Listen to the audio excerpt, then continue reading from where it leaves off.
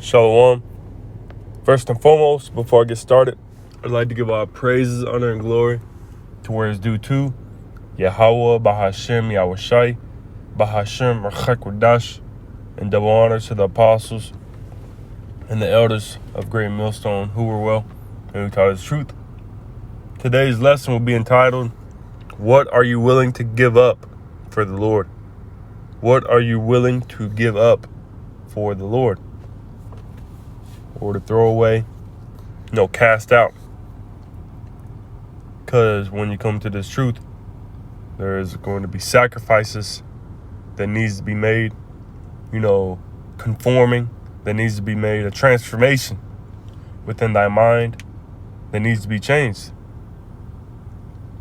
And within that transformation, there's going to be things that you need to give up, and you might not want to give up for the Lord Yahweh Shem Yashai.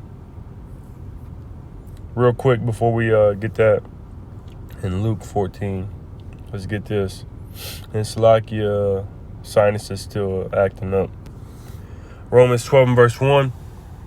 I beseech you, therefore, brethren, by the mercies of the Most High, that ye present your bodies a living sacrifice, holy, acceptable unto the Most High, which is a reasonable service.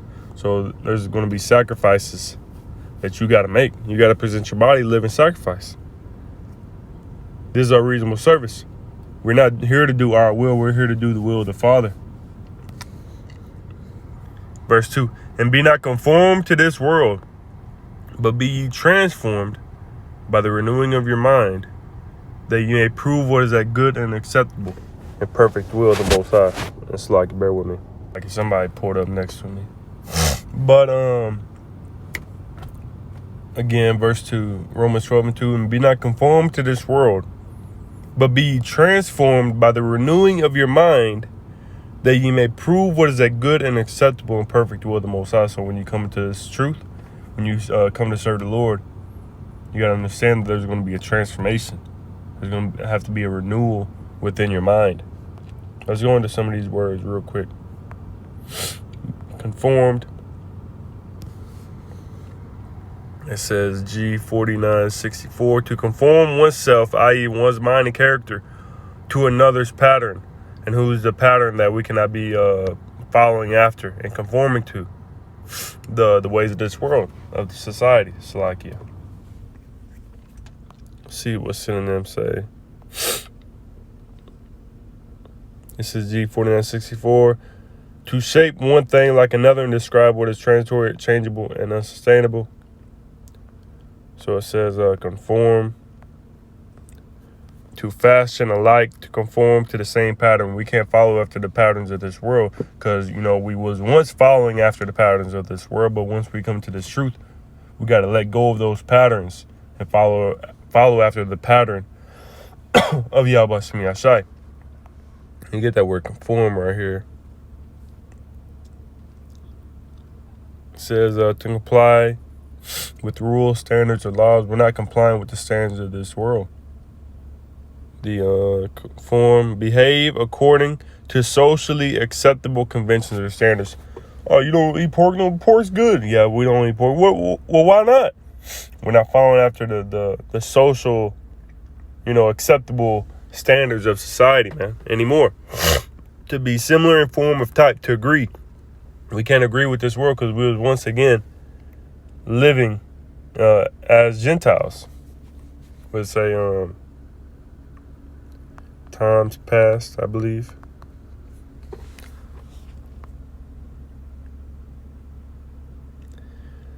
This is Ephesians 2 and verse 3. Among whom, let's start up. Ephesians 2, and we'll get in the NLT. We'll get in the NLT. We'll start at verse 1. Ephesians 2 and 1 in the NLT. Again, man, what are you willing to give up for the Lord Yahweh Shem Yashai? Are you willing to give up the ways of this society? Are you willing to give up the pork, the shrimp, crab, lobster? You willing to give up the money, the riches, wanting to be somebody in this society? Because when you come to the truth, you got to understand that the Lord is looking for the lowly, the humble, the meek. Are you willing to give up, adultery, because, got some individuals who don't want to stop committing sin and transgression. You're going to give up, and stop shaving your beard and start growing out your beard. What are you willing to give up, man? Are you willing to give up your life? Because that's what it may come down to at the end. Ephesians 2:1 in the NLT. Once you were dead because of your disobedience and your many sins. So we was once, in this dead state. Verse 2, you used to live, again in the NLT, you used to live in sin, just like the rest of the world, obeying the devil, the commander of the powers in the unseen world. He is a spirit at work in the hearts of those who refuse to obey God. So we was once in that spirit. We was once following after Satan. We was once following after the ways of this society. But now coming to the world, just like into this truth, and following the Lord Yahweh Shemi Asai, we have given up the ways of this world, the wickedness and the ungodliness in this world. It says, verse 3, all of us used to live that way, following the passionate desires and inclinations of our sinful nature. By our very nature, we were subject to God's anger, just like everyone else. So we was once in those shoes, following after the things of the world. But through the Spirit and power of Yahweh Shemi Asai, we have given up the ways of the world. You got individuals who, love money, love nice things, and that's what they desire. Eating abominable foods. But we have given that up, man. So that was really the point, just showing that we was once, in that society, in the society, but now we are conformed to Yahweh Shemi Asai and not conformed to the world. So let's get another, see what that word renewing goes into. See what transform says. Transform, it says, looks like G3339. It looked like metamorphosis, but it's metamorpho. We'll play it. Strong's G3339. Metamorphao. And it looked like metamorphosis. It says to change into another form, to transform. That's what we got to do. We got to transform into, just as a caterpillar transforms into a butterfly, we can't remain that small caterpillar. We got to transform into a butterfly and spread our wings and fly. It says to change, transform. Yeah, it says figuratively to metamorphose. Transform. To make a thorough or dramatic change in the form, appearance, or character of. So yeah, so when you come into this truth, ultimately it's a dramatic change from what the people are used to seeing you as. You don't eat pork no more, man. You used to always eat pork, man. You changed up on us, man. You ain't the same old Johnny that I once knew. I want the old Johnny back. I want the old David back, man. What happened? What happened, man? We used to do all this and that. We used to smoke weed. Yeah, you got to put that up too. You got to stop smoking weed, man. We used to smoke weed. We used to eat pork. We used to, go to the barbershop and get our beards shaved off together. You know what? Jake say all the dumbest type of shit, man. We have made a dramatic change. Are you willing to give the world up for the Lord Yahweh Shemi Asai? Because that's what it's going to take to inherit everlasting life. Again, a dramatic change in the form, appearance, or character of. Because you might always look like, always look clean shaven. And now the dramatic change, now you got a beard. You got a full beard. You got, a mustache. And so on and so forth. Your character has got to change. You're no longer walking as the ways of this society and the ways of this people, man. But now you're transformed. Let's see another one. Renewing. A renewal or renovation. Complete change for the better. So you got to be renewed in your mind.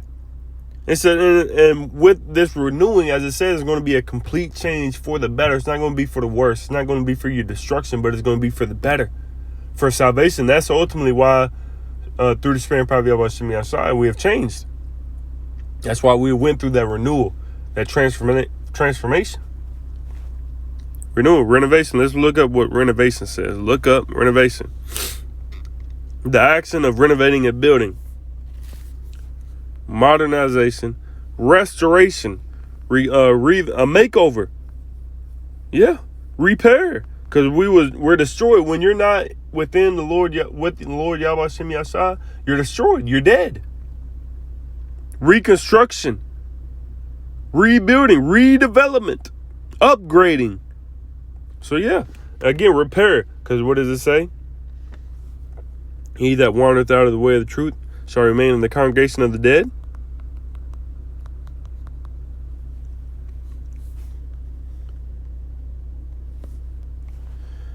Proverbs 21 and verse 16, the man that wandereth out of the way of understanding shall remain in the congregation of the dead. So yeah. So you're destroyed, you're dead. But when you come into this truth, when you come into the way of understanding, you're no longer in the congregation of the dead, but you're now renewed, you're now renovated, you're now repaired. You're now reconstructed and transformed into the man that the Lord Yahweh Shemi Yahshai requires of us. Because what it's saying in Ecclesiastes 12 and 13, what is it conclude? Let us hear the conclusion of the whole matter. Fear the Most High and keep his commandments, for this is the whole duty of man. This is our duty. This is how we should walk. This is how we should talk. This is how we should behave ourselves. Because what does it say? Put on elect. There's a way that we should be moving, man. Colossians 3 and verse 12. Put on, therefore, as the elect of the Most High, holy and beloved, bowels of mercies, kindness, humbleness of mind, meekness, long-suffering, forbearing one another and forgiving one another. If any man have a quarrel against any, even as Mashiach forgave you, so also do ye. And above all these things, put on charity, which is the bond of perfectness. So we got to put on the elect, man. We can no longer put on the ways of this world, the wickedness of this world, and the ungodliness and the imperfection of this world, man.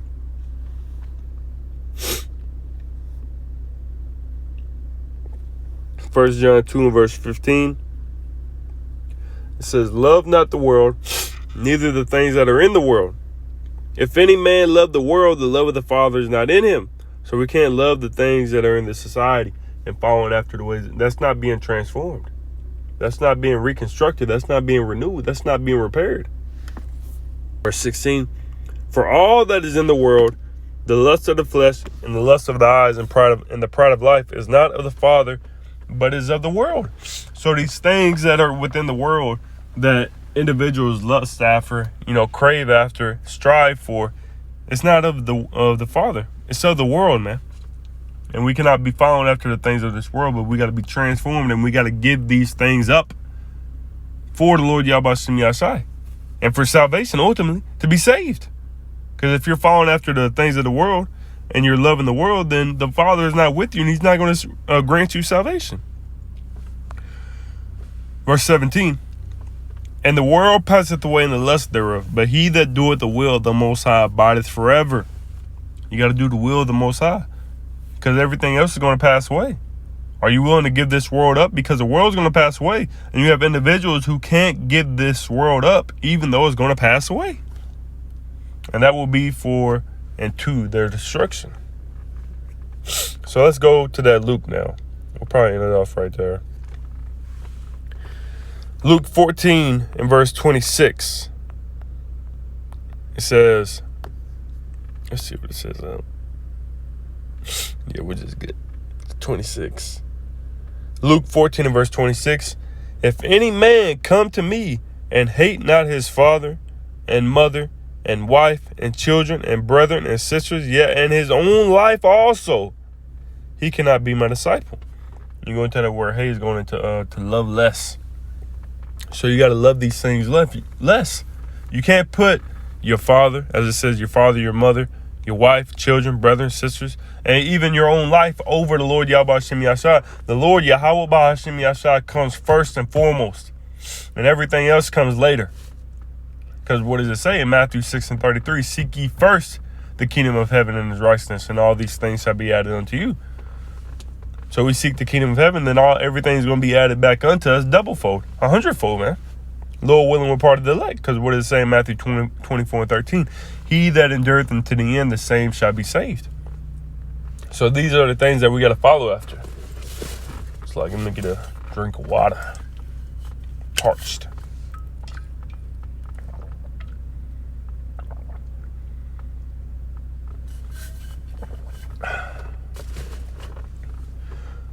So yeah, even your own life, man. So when you come into the truth, you got to understand that you may have to give up your life for this. You may have to lay down your life for Yahweh Hashem Yahshai. That's what it says in Revelation 14. And I saw those that were beheaded for the witness of Yahweh, which did not take the mark, neither worshipped his image. Roughly paraphrasing.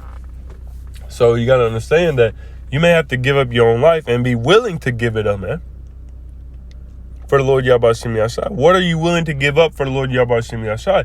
Are you willing to give up your life? If you say, no, I'm not willing to give up my life, then this may not be for you. And you may need to pray about it. Because that's what it will come. Because what does it say in Matthew 24? Matthew 24 and verse 9. This is Yahweh Shah speaking, man. And that's what Yahweh Shah said in Luke 14 and 26. When it's in red, that means Yahweh Shah speaking. And we know that Yahweh Shah is faithful and true. I saw him that sat there upon, and he was called faithful and true. So we can believe and trust that the words of the Lord Yahweh Hashem Yahshai is faithful and true. And that we can trust them and follow them. Matthew 24 and verse 9. Then shall they deliver you up to be afflicted and shall kill you. And you shall be hated of all nations for my name's sake. Are you willing to be hated by everybody? Are you willing to be scorned, laughed at, mocked, made fun of? Beheaded? Labeled as anti-world, against the society, against America? Are you willing to give up your life and your character and your status as a civilian for the Lord Yahweh Hashem Yahshai? Are you willing to give up your house, your home, your cars, your car? Jake got one car. Are you willing to give up your car, your money, your children? Are you willing to give these things up for the Lord Yahweh Hashem Yahshai?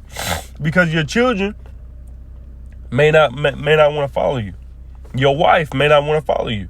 Are you going to say, okay, well, that's fine, I'm still going to serve the Lord? And what if she says, either you continue to love me and come back to how you used to be and live the life that I want you to be, or I'm done?